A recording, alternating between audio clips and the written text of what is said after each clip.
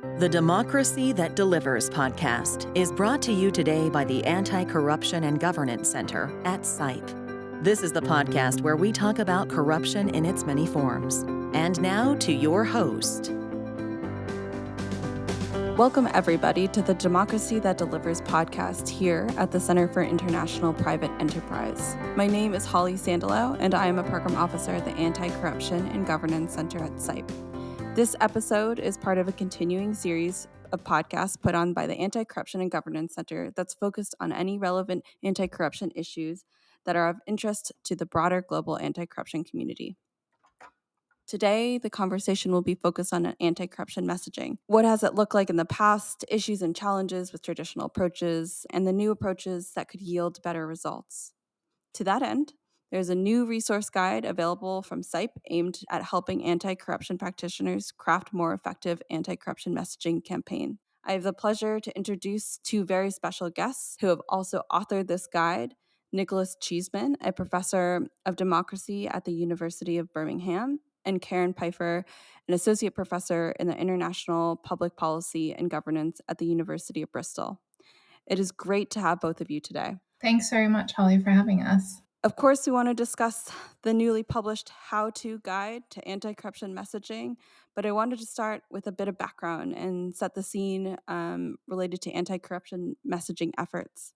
Could you give us a sense of where we've been in terms of who produces anti-corruption messaging campaigns and what some of the defining characteristics of those campaigns have been? Sure. So governments around the world, NGOs like Transparency International, often with the support of foreign aid donors, produce anti-corruption messaging. And this is something that's actually in the UN Convention Against Corruption. And there it says that all signatory states should be engaged in anti-corruption messaging. So most anti-corruption strategies have an awareness raising or messaging or strategic communications component. And these are often kind of in the shape of billboards, posters, but also films, plays, even TV and radio shows, with the aim sometimes of just raising awareness about the problems of corruption and trying to encourage people to engage in anti-corruption efforts like reporting corruption. In the how-to guide, you also focus on what you call the 3 T's. Can you unpack what it means to tailor, target, and test anti-corruption messaging and how these 3 T's can improve the impact of messaging campaign? Sure. So tailoring a message is about tailoring so that it hopefully resonates as best as possible with your audience. And so this is making sure that, for example, it's chiming with how people see their role in as being maybe an anti-corruption advocate or just even how they think of the state and the messenger itself. Targeting a message, though, is making sure that it's reaching those that you care most about influencing either their behavior or their attitudes around corruption. So we argue that for an anti-corruption message to be effective, it's got to be tailored effectively and targeted effectively. Those really work in conjunction. Additionally, though, we argue that all messages really should be tested. And this relates to the fact that while studies on anti-corruption messaging are growing, they have so far pointed to a risk that they can potentially backfire. Because of this, the suggestion here is that we have to test messages first to make sure that they're not having unintended impacts or having the opposite impact to what we would want when they're deployed in the field. So that's why we emphasize tailoring messaging, targeting messaging, and finally, always testing messaging. And maybe just a quick, two-finger on that great response from Karen. I think one of the things that then is really important to think about is, what's the generic kind of anti-corruption messaging, that we might be used to. And sometimes we see really clever anti-corruption campaigns that are really targeted, maybe using social media, etc. But sometimes we see, really overarching campaigns, big billboards, big messages on the side of a bus, things in the newspaper, big posters outside government buildings. And of course, one of those things that's very difficult to do if you're doing that very overarching generic kind of messaging is to carefully target and to carefully tailor your messaging. So one of the things here I think it's really sort of encouraging us to think about is, do we really need to be thinking about moving away from that really generic anti-corruption strategy to really thinking about perhaps more specific, focused, nuanced campaigns in which it becomes possible to do the tailoring and the targeting, and therefore making sure that the messaging is more likely to have a positive effect and is less likely to backfire. And you both mentioned a little bit about the backfiring. If you could expand on kind of what those risks are when you have kind of poorly designed anti corruption messaging campaigns and kind of examples that you might have seen in your past research. Right. So I think there's a couple risks that the research points to. The first is that messaging might actually be unimpactful. So if it did that, then we're worried that there's sort of a waste of money there. But then the second risk, as we alluded to earlier, and as you're asking about, is this risk of backfiring or having unintended impacts. So there's two risks that the research really points to. The first is that messaging might be unimpactful, and the second is that messaging might actually backfire. And with respect to backfiring, we think there might be two reasons for this. So the first is that messaging might make people think more about the problem. And when people think more about the problem of corruption, they can become even more overwhelmed, think more pessimistically about corruption ever being able to be solved. They also might think that it's more socially normal to engage in corruption than what they previously did. And so that can make them also maybe encourage them to engage in corruption rather than to discourage them. But the risks here are related to very specific anti-corruption messages. So the research so far points to it's actually messages that highlight the problem are most problematic. Nick and I have studied this through a number of survey experiments, the first in Lagos and then the second in Albania, and I've conducted studies in Indonesia and Papua New Guinea on this as well. So the way it works is we expose people to a message or several messages, and then at least one group of people, we don't expose them to a message at all. And we can see the impact of messaging based on whether or not people who were exposed to a message have different responses, either in a survey or some behavioral test, than those that weren't exposed to a message at all. So maybe, Nick, do you want to talk about our Lagos study as an example? So, yeah, one of the ways that you want to test this is obviously by asking people questions about how they feel about corruption. You show them the message and then you gauge their feelings afterwards. But in a sense, the gold standard is actually to be able to see whether or not, after receiving a message, they change their actual behavior. So, one of the things that we tried in the case of Lagos was actually to play a game with people after we showed them the message, or of course, in the control group, didn't show them a message. And in that game, basically, we had people playing for money. And they were basically told that, they had two options. They could play the game the way the official rules were basically set out, or they could play that game in a different way by offering a small bribe to someone that we kind of framed as a hypothetical banker figure, in return for the banker basically diverting more of the money to them than to another player who was playing the game. Now, there were a number of features of this that we thought, was really interesting and made this a stronger test than just asking people whether or not they would report corruption and so on after showing them the anti-corruption message. One was that we played for real money. So people had real money at stake. These were people in many cases who weren't particularly wealthy. So, there was real money on the line. It would be a better test of how people would really respond. The second was that the way the game was set up, people thought that there was going to be another individual playing who would lose out if they actually bribed. So there was a real kind of, as it were, moral cost here. There was a real implication of another player who would get less if they got more. And in that sense, we upped the stakes of the game. So these two things we thought, would make this a much more effective and meaningful test than simply asking people, whether or not they were more likely to engage in anti-corruption efforts. And one of the things that we found, as Karen's already essentially said, is that people who received the descriptive anti-corruption messages, the messages that really emphasize, the corruption is really bad, it's all pervasive, it's having very bad effects, people who received that message became more willing to pay the bribe in the game, not less.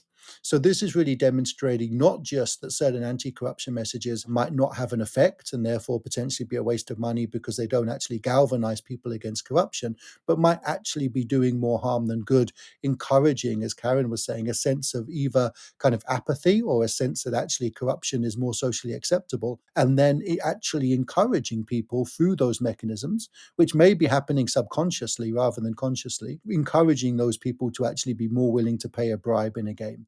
Now, of course, there's a gap between paying a bribe in a game and paying a bribe in real life. And you always have to be careful when you extrapolate from these kinds of studies. But the fact that real money was involved and that it simulated a real world situation and that someone else lost out means that we think that's a particularly significant finding of the research that's been done so far. Thank you. And I think that lays out a lot of the potential risks to some messaging, although well intentioned, in this fight against corruption can obviously backfire. To ensure that we don't deter our listeners from the great well intentioned anti corruption messaging efforts that they've worked on so far, could you also speak on the potential upshots? Why would the public officials and civil society organizations behind messaging campaigns choose to navigate such substantial risks? In other words, what could an effectively designed anti corruption messaging campaign do for a country and society?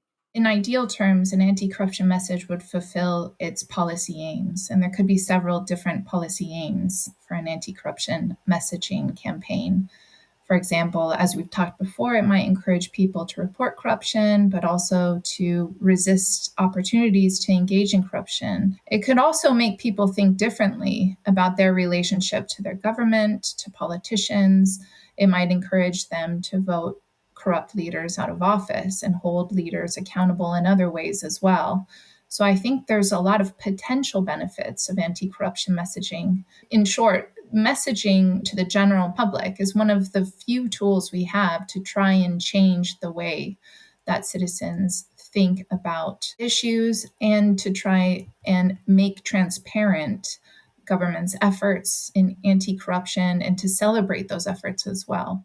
And that's particularly important because we have a lot of research now on anti-corruption moving beyond messaging that tells us that in established corrupt systems with deep clientelistic practices, politicians may not have very strong incentives to actually change the way that they behave. If they know that other politicians in the system are likely to protect them, if they know that anti-corruption institutions are weak, there may be relatively few incentives within the system for politicians to amend their ways and adopt cleaner politics. So one of the things that obviously is going on here is the idea that if we can actually incentivize and encourage and persuade and inspire citizens to demand better government, that creates pressure on political leaders who then have to respond. In the absence of that pressure, they may continue to behave in the same way. And therefore, in many cases, we see the idea that awareness raising should be a core component of the campaign. The good news is that we've actually found, and others have found, that not all messages have the same effect. And so there's a potential here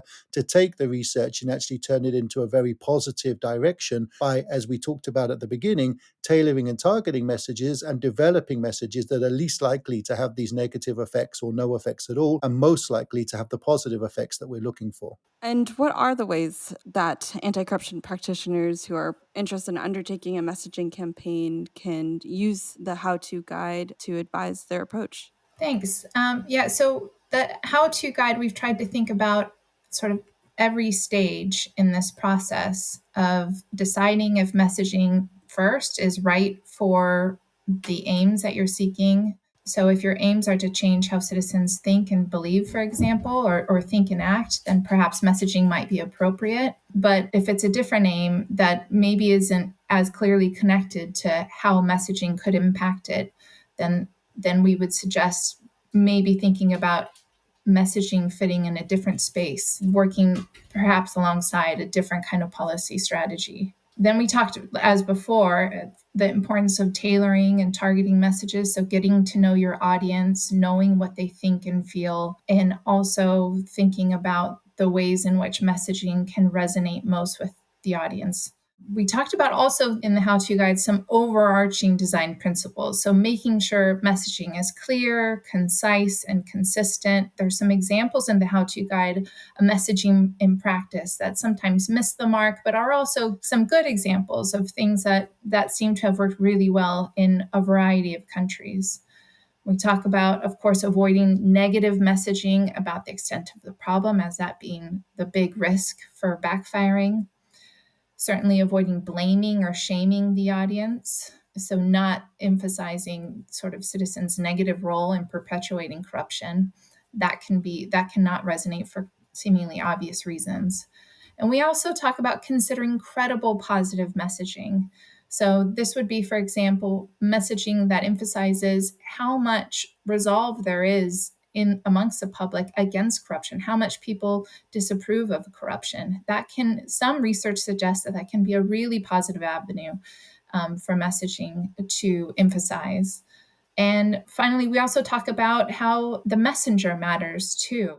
Also, messages can articulate a clear call to action. So that can be helpful because giving the audience sort of a way forward, something that they can do, can counteract any sort of feelings of hopelessness. So those are some of the themes that we walk people through in terms of how to design messages and considerations they might make in designing or targeting and tailoring the messages. Yeah, and I think that the real takeaway, even if people don't have the time to think everything through or do all the testing and et cetera that we would advise, is that as far as you can, go move away from generic messaging about how bad the situation is and about how pervasive corruption is, and move towards this slightly different kind of messaging that's really emphasizing the extent to which citizens are against corruption. It doesn't necessarily have a positive effect, but it does seem to be maybe a bit less likely to have a negative effect. And that maybe is kind of the one key takeaways. But I think also there's a really important point in the report, and we talk at the end about a kind of life cycle of an anti-corruption program, about we need to be, as a community, more systematically testing what works and what doesn't, and then feeding that back in, so that we actually start to really build, a really effective database of the different messages that people have used, how effective they were, whether or not they had unintended consequences, so that we can start to really understand which are the kinds of messages that have the effects we want and which don't. And one of the things that I think is then really important to talk about is, what does it mean to actually test the effectiveness of a message rigorously? And that's something that, Karen's been a real pioneer of during her career. So maybe back to you, Karen, to talk a little bit about what's the actual way that you test a message to really get a sense of whether or not it's actually having an effect or not. Thanks, Nick. Yeah, sure. So testing a message to make sure that you can be confident that it's having the effect that is having, the only real way to get out that, in which we describe clearly in the how-to guide, is through an experimental test. So as described before, survey experiments can help with this. And this is where you're exposing one group of people to a message and another not. And then by comparing their reactions to this messages, you can have a lot of confidence that the message itself is having a very specific effect. We also outline other sort of ways to approach different tests for messaging, though. For example, we talk about the role that focus groups can play, for example, in vetting potential messages that to see if they're resonating potentially with the right audience. Though there's some pros and cons to doing it with focus groups, especially because you just can't be sure that the responses they're giving in a focus group are their true reactions. They might, for example, participants of a focus group might, for example, wish to say something that the rest of the group, agrees with. Surveys too can be useful for getting to know your audience. So just a standard survey can help to see what people think about corruption and what they feel and how they feel about anti-corruption, and potentially even how, for example, they might feel about different potential messengers of anti-corruption messages. So that can be really helpful for informing any targeting strategies for a message. But experimental approaches are best placed to tell us with any confidence what impact a message is likely to have. And I think this is a really good point, maybe to communicate to people much more broadly than just the anti-corruption side, which is, there is a big risk that if we bring people into a focus group, whether it's on democracy or corruption or anything else, and we let people know the point of the focus group, and we let people know the organizations we work for, and then we ask them if they feel like they want to fight corruption, that they tell us they do because they think that's what we want them to think. And so, the risk for me and other work that I do on democracy, this work with Karen on corruption, is if you go in and you let people give a clear sense of the kind of findings that you probably want, which is that they become, more willing to fight corruption and so on, there's a tendency perhaps for people to want to give you that, and therefore people might be likely to overestimate the extent to which messages have a positive effect or would have a positive effect on the rest of society. And so we have to be really careful in how we actually assess what's likely to happen when we show people messages. This has been really innovative and fantastic research recently, for example, showing the effect that having a researcher in a room can have on how people play a game or how people respond to questions, and how researchers from different countries actually can shape the responses that people give in focus groups or in games that are played in laboratory conditions. So I think one of the things that we increasingly need to realize is that there's a big risk that if we don't actually use scientific experimental methods, that we may find from our focus groups or discussions a lot of positive feedback for what we want to do, but that might be slightly misleading in terms of how accurate that is of actually how most people are going to respond really if they actually see this message on a billboard or on their mobile phone in real life. Definitely. And it's great that you laid out kind of the importance of measuring effective anti corruption messaging as kind of one of those aspects of to consider as people approach their campaigns. I'm curious, Karen, you've spoken before about your experience getting into the field of anti corruption and at one time understanding the logical function that corruption serves in places, which is to maintain a form of patrimonialism, while also working with for some organizations in the anti-corruption space that maybe didn't fully understand the logical function and rationale of corruption. Could you speak on the need for anti-corruption practitioners globally to understand the social and cultural contexts they're working in and how anti-corruption messaging campaigns should be considered in those dynamics? Thanks, Holly. Yeah, I think the awareness has always been there. I don't think it's that there has been a lack of understanding, but instead, maybe policy seemingly didn't take that into account. And I think recognition that anti corruption programs need to be contextually sensitive and sensitive to a range of issues like gender sensitive and so on, that's grown substantially since sort of I started out. I think for anti-corruption messaging, this is really important to consider as well. So this, for example, it relates to this importance that messages to work really should resonate with the audience. And so you need to know the context before they're designed and before they're communicated. And Nick and I have suggested in the guide that actually working with people in local organizations to help co-produce these messages can be a really effective way to try to make sure that anti-corruption messaging that's maybe supported from abroad is resonating in the right ways. Nick, you're a professor of democracy at the University of Birmingham. You've written a book titled Democracy in Africa. I'm curious, in your view, of how anti corruption messaging fits into democratic systems of government versus authoritarian systems of government. Nominally, any government would want to claim that they're against abuse of positions of public trust for private gain. But what is your experience in terms of efficacy of anti corruption messaging campaigns within different systems, some of which you have a lot of familiarity with? Thanks. That's a fascinating question. I mean, I guess the first thing to say is overall, I feel like there is a positive relationship there. If you look at the most democratic countries in the world, they do tend to be less corrupt. And if you look at the least corrupt countries in the world, they tend to be more democratic. If you look at the most corrupt countries in the world, they tend to be more authoritarian. That's using, the kind of general measures of corruption that we have and democracy that we have, of course, which have limitations. But based on that data, those patterns are there. But although that's there in terms of the general overarching trends, it is also true that corruption is present, obviously, in a number of democracies, just as it is in a number of authoritarian systems. And one of the things that I think has undermined popular confidence in democracy in a number of countries in Africa recently has been the coexistence of serious economic hardship and high-level corruption scandals. And we only need to look at Kenya, where young people and others have been on the streets in June and July with 39 people killed, demanding a reduction of the cost of living, demanding better government performance, but also demanding an end to the corruption that means that systems of government are poorly performing, but also overly expensive. And I think there we can really see kind of the rubber hitting the road on popular anger and frustration with corruption being endemic and being one of the key factors that very clearly is increasing taxes and fees, because you have to provide more funds to a government that is wasting them and mismanaging them and stealing them.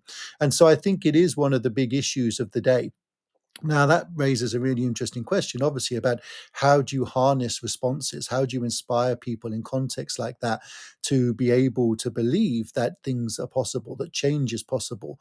And I think one of the things that is certainly true, if you look at the survey data from a lot of countries, is that a lot of people believe that their countries are endemically corrupt. And they also believe that it's very unlikely their countries will ever not be corrupt, because they've seen so much corruption for so long. They've seen new governments come and promise anti-corruption mechanisms, and that they haven't actually been successful. And so the level of pessimism is quite high. And that's particularly important, because one of the things that Karen and I have found in some of our work is that people who are pessimistic are actually the most likely people to react negatively to some of the messages that we're testing. And there's that kind of inbuilt skepticism and assumptions about the difficulty of dealing with corruption that means that when people see a message that kind of primes them to think about corruption, they might respond in these more cynical ways rather than, joining a movement to fight corruption. So what does it mean to actually be able to kind of get people engaged positively, proactively? I think one of the things that needs to happen, and again, this comes out really powerfully, I think, in the how-to guide, is not simply to communicate messages about corruption in the abstract, but to connect them to a broader theory of change. In other words, if you've got an anti-corruption commission that's actually starting to prosecute people, and not just people who are in the opposition, but across the board of all political stripes for corruption, that can be a really positive message that you can then harness to an anti-corruption messaging campaign around popular anger and frustration and belief against corruption. And then you can also, try and enhance the ability of people to report corruption by creating new mechanisms through which you can do so, and perhaps passing whistleblower legislation that makes it easier to protect those who come forward and actually speak about corruption. But the critical point is that those things need to happen together. One, to give people the belief that actually change is possible, and to give credibility to more positive anti-corruption messages, but also to make it more feasible for them to actually be able to do something proactively that contributes to the fight against corruption. And messages, I think, that don't actually come alongside all of those other kinds of reforms and interventions, that are sort of isolated and done on their own, those are the messages that my sense is are probably most likely to have no effect or to backfire. So one of the things I think that really then leads us to think about is, okay, let's think much more carefully about what we're trying to achieve with those anti-corruption messages. Are we trying to get people to actually, report more corruption? If so, are we doing things to strengthen and improve the mechanisms through which they can do so safely? Or are we trying to encourage them to vote for anti-corruption leaders? If so, are anti-corruption leaders on the ballot? Are they actually available to people? Have we provided, for example, scorecards on corruption so citizens know which of their candidates and leaders are most likely to do a good job of that? It's thinking through those different kinds of goals, thinking through those theories of change, and then integrating anti-corruption into those broader programs. That, I think, is the big challenge perhaps for future years. Well, Nick and Karen, thank you so much for walking us through a little bit of information on the 3 T's, which is more in depth in your how-to guide, the importance of measuring the impact of campaigns and using focus groups and other methods to make sure that we're tracking the effectiveness of those campaigns, and understanding the social and cultural contexts within the societies that we're trying to make change in. In addition to this how-to guide, you've put together a curriculum. If you could just provide a little bit of information for our listeners on how to get engaged with the curriculum, what it offers, and what benefits they can see if they participate in that full day or half day session. Absolutely. I mean, we know that, just hearing people talk about it like this can make people maybe interested in the issues, but it's very hard to communicate, exactly how you might want to go about testing anti-corruption messages and designing them in the context of a podcast or even a how-to guide as carefully as we've written it to try and make it easy to follow. So we designed a curriculum that basically takes people through all of these steps. So you can either be a half day tailored to that, or it can be a full day. And we basically take people through, first of all, the research and the evidence base, but then it's very practical. how can you design an anti-corruption strategy and an anti-corruption message? What would be the kind of things you would want to do in the first place? What kind of goals are you trying to achieve?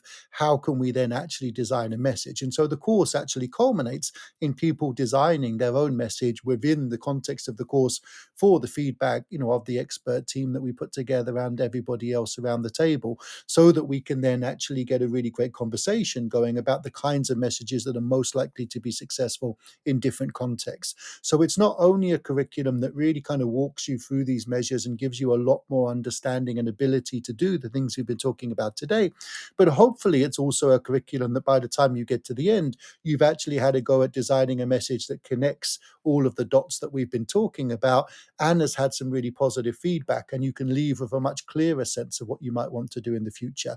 And as I said, that's a half-day option or a full-day option, and we think that's really the most effective way of learning the lessons of the how-to guide and then being able to turn them into something that's very practical and used in your own messaging. And we're very keen to hear from people who might be listening to the podcast or might be reading the how-to guide who would be interested in having those sessions for their own organizations. Obviously, we believe in this research. We think it's important.